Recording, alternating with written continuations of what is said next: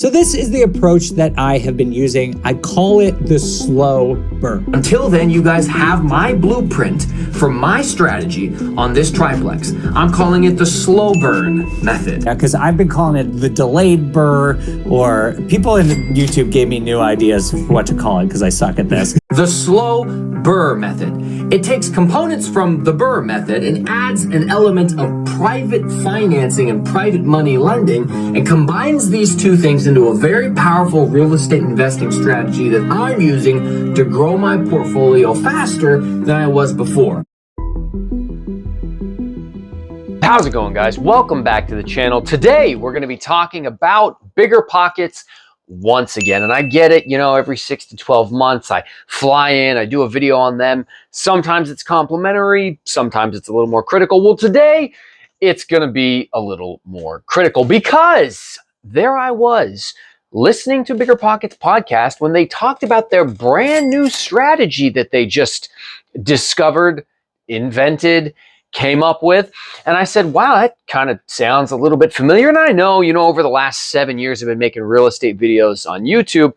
I've noticed that, you know, every now and then I'll make a video and a few weeks later, BiggerPockets comes out with a similarly titled or similar topic video. And maybe it's a coincidence. Maybe they drew inspiration from a lesser known source like me. But I have had some frustration with them over the past. I've applied to be on their channel. I've been positive about BiggerPockets. I got friends who speak at their conventions.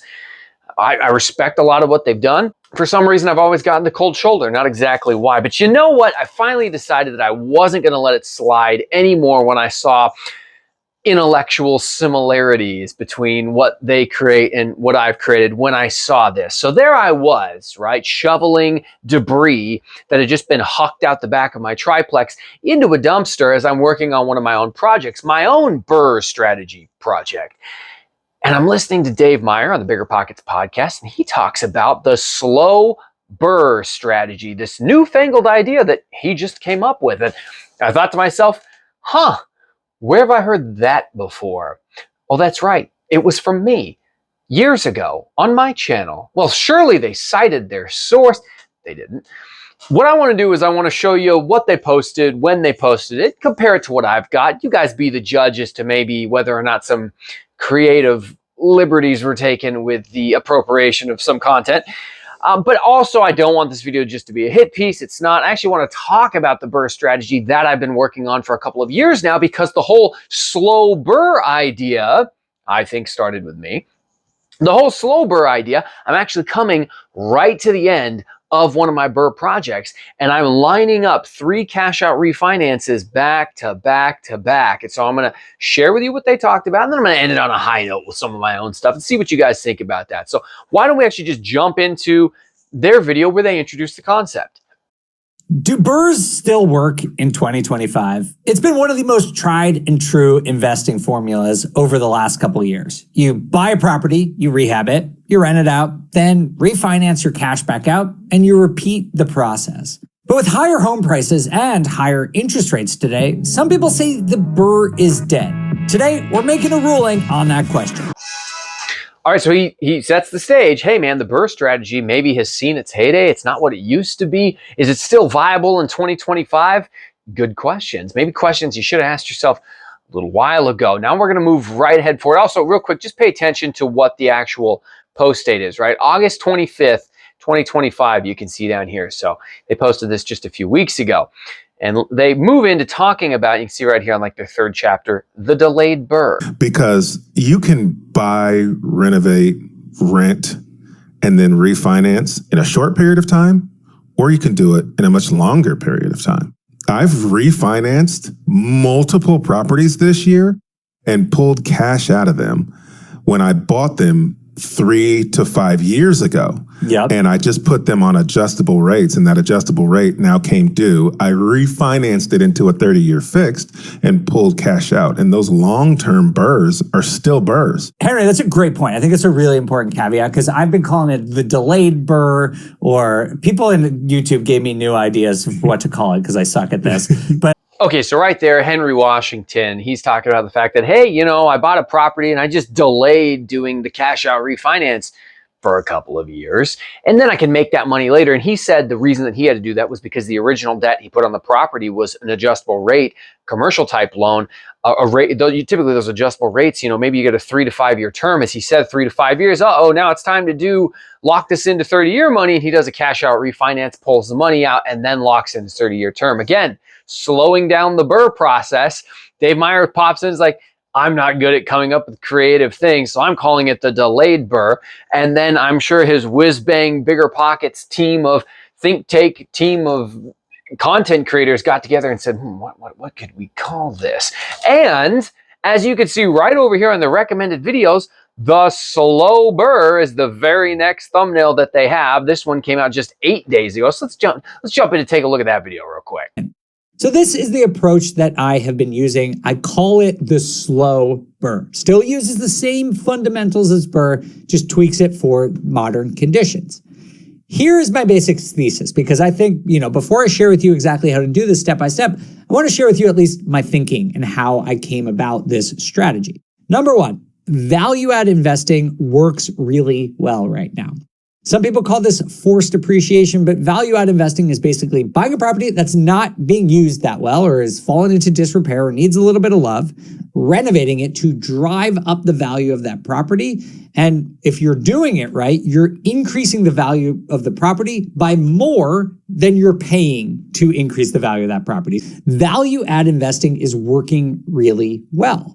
There's all sorts of macroeconomic reasons for this, but you see this with flippers who are still making money in today's environment, even though prices aren't going up like crazy. And the same thing applies to BRRRR investing, which is why I use it as the foundation of the investing strategy I'm using. Now I'm going to put the links to both of these videos in the description below, because unlike them, I actually like to cite my sources in case you guys want to see the whole picture of what they talked about. But what he said right there, right? He's like, hey, value-add investing is where it's at right now. For the last couple of years on my channel, I've been talking about the fact that turnkey rentals are dead. Type in Millennial Mike, turnkey rentals are dead. You can see a bunch of videos pop up. Turnkey rentals are dead. And so what have I recommended? I have recommended two things. Either buy something that's almost turnkey.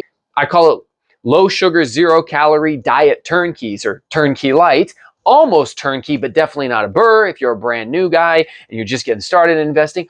Or I've pushed the BRRRR process, the BRRRR strategy, but the Slow BRRRR strategy, which you can find on my channel, and I'll show you the videos that are dated all the way back to 2023, so years before them. So again, maybe it's a big coincidence. I got to be careful what I say, because people love to throw lawsuits around, and if you accuse somebody of intellectual theft or something like that, well, then they could come after you and say, well, you didn't trademark it and we're going to sue you. So shut up and go away, random guy on YouTube that doesn't have a channel as big as us. So I'm not accusing anyone of intellectual theft.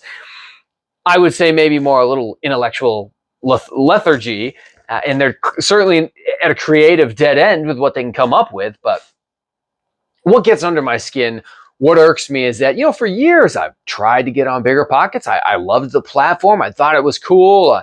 I've seen some of my friends get on there. Heck, I'm kind of known as the guy who invests in Gary, Indiana real estate. I've been doing it for years. If you type into YouTube, Gary, Indiana real estate investing, you're going to find 100 videos. Almost all of them are from me. And I can't break through. They just don't want anything to do with me. And it's always been like, what the heck? People that I have mentored about how to get started investing in Gary, Indiana, who then bought their first 2 or 3 rental properties, have gotten on BiggerPockets and then thanked me for helping them. And they won't even talk to me. I don't understand why. Lots of friends who are friends with these guys, I've had introductory emails. They always just give me the cold shoulder. Not exactly sure why.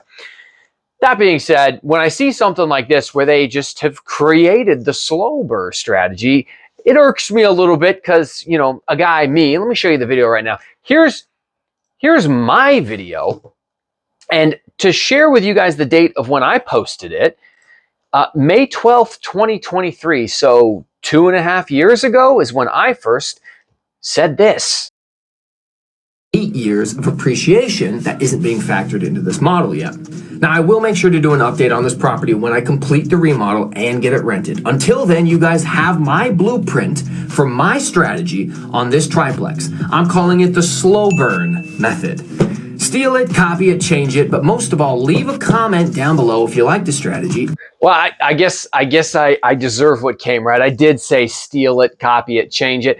What I would hope for is just maybe somebody would have the intellectual honesty to actually cite their source when they see something. But, you know, maybe maybe this one video wasn't enough. But again, that wasn't the only video I've talked about it in. Here's a short that I made. The Slow BRRRR method. It takes components from the BRRRR method and adds an element of private financing and private money lending and combines these two things into a very powerful real estate investing strategy that I'm using to grow my portfolio faster than I was before. And if we want to find the date, you can see right there, that was posted on December 8th.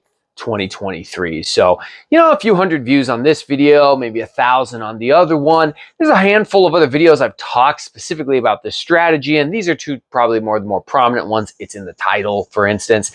And so I see this kind of stuff, and I just got to be honest. Look, if you're a fan of BiggerPockets, if you like to watch their stuff, I highly recommend that you actually follow me, that you subscribe to my channel, which I don't ask for nearly enough, because at worst, there are a bunch of intellectually lazy bums who are not creative and actually had to steal my idea and not cite the source. That's at worst. That's a hypothetical. I would never actually say that about them, of course. And then at best, BiggerPockets with their massive full-time team of podcast creative people, Dave Myers, who's doing this full-time, all these guys who work on this full-time were only able to come up with a strategy 2 years after a guy who works full-time as a cop and is a full-time single dad and does real estate on the side was able to figure it out. So, you know, I'm just saying, look, if you like what they got, I'm just going to get you there a whole heck of a lot faster. And that's not to say I invented the strategy, but certainly I talked about it a lot sooner than they did. So if you want your information a day late and a dollar short, or in this case, 2.5 years late,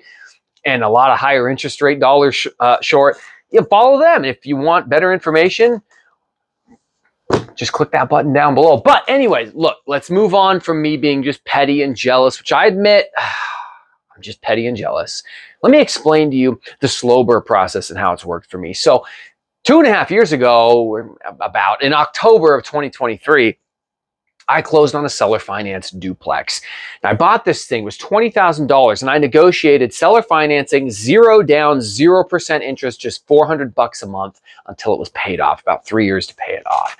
And I knew, well, you know, at any moment I could just drop the 20 grand complete out of pocket, pay this thing off 100%, and now I've got this paid for asset that I can just do a cash out refi on. Now, if you've been paying attention to the market the last couple of years, it wasn't a particularly advantageous time to do a cash out refi with interest rates being so high. I was going to get a big payment. Not really what I'm looking for. Well, interest rates have been a little lower lately, in the 6s, and I've been paying on this thing for a couple of years. I owe like $5,000 on it. I totally remodeled the property for under 20 grand. So I'm 20 grand to buy it, 20 grand in remodeling. I'm all in for 40, call it 50,000 with random repairs and whatever over the last couple of years. All in 50,000. And it has a value of 200K. The house directly next door that has an exact mirror footprint is listed for 230 right now. I think it's a little high, but if it sells, there's a great comp for me. So I'm saying it's worth 200,000. I'm going to now take this thing that I've been sitting on, letting slow burn as I bought it. I rehabbed it. I rented it out, and I'm finally getting ready to hit the refinance because rates have dropped down to the point where I can pull $150,000 out of it with a 6.5% interest rate and like a $970 monthly payment. Mind you, it's been rented for $2,200 to an upstairs tenant and a downstairs tenant, so $1,000 downstairs, $1,200 upstairs, $2,200 overall for the last year. The leases have renewed. So $2,200 in rental income, $960 principal and interest, throw my taxes and insurance on there for another couple $100 and a property manager. And I should have a spread of somewhere in the neighborhood of $500, $600, $700 of positive cash flow and get a check for $150,000 in my pocket. All because I used the slow BRRRR process instead of working on the normal timeline that a lot of people do, which is the 6-month seasoning period. They buy it, they remodel it, they rent it out, they try to refinance it within 6 months. They used hard money to buy the property. Hard money is very expensive, typically on a 12-month cycle. And if you don't pay it back right away, you could be sitting in hot water. I didn't do that. I used private money on some of my deals, which I structured in a much better way for me so that I didn't have to pay out the nose. Or on this particular property, I just did seller financing, 0% interest, 0 down, $400 a month. $400 a month. And you're saying to yourself, well, why would you give up that extra cash flow? Because I want the check for $150,000 to then roll into a triplex. That's almost done. I just need to get it across the finish line. And when I slow BRRRR that one, I've had that one for 2.5 years. I'm going to finish up.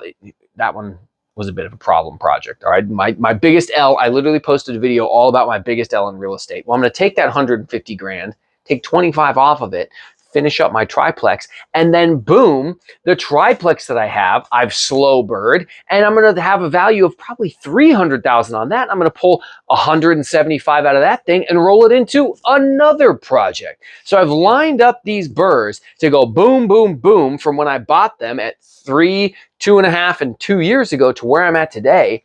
It's an incredibly powerful strategy. I do agree with BiggerPockets. It's a really good way to take the value add component of the BRRRR and make it more impactful for a 2025 market. Man, those guys, let me tell you, they're not ahead of the curve. They're trailing in like 8th place. But you know what? Hey, they figured it out eventually. God bless them. Appreciate you guys, as always, for watching. If you haven't subscribed to the channel, you really should. I know I sound a little bitter because I kind of am. But I promise it's all in good fun. We make the videos for fun. If you're interested in following a channel that actually shows you the wins and the losses, I don't just sit at a desk and talk to you. I walk through my properties. I do interviews with my property managers, with my contractors. I show you when I do a great job and I knock it out of the park, and I show you when I freaking make mistakes and lose a bunch of money, because I want you people, the people out there watching this, to actually get a good education instead of just a bunch of crap 2 years after somebody else figured it out. So hey, until next time, appreciate you as always for watching. We'll see you later.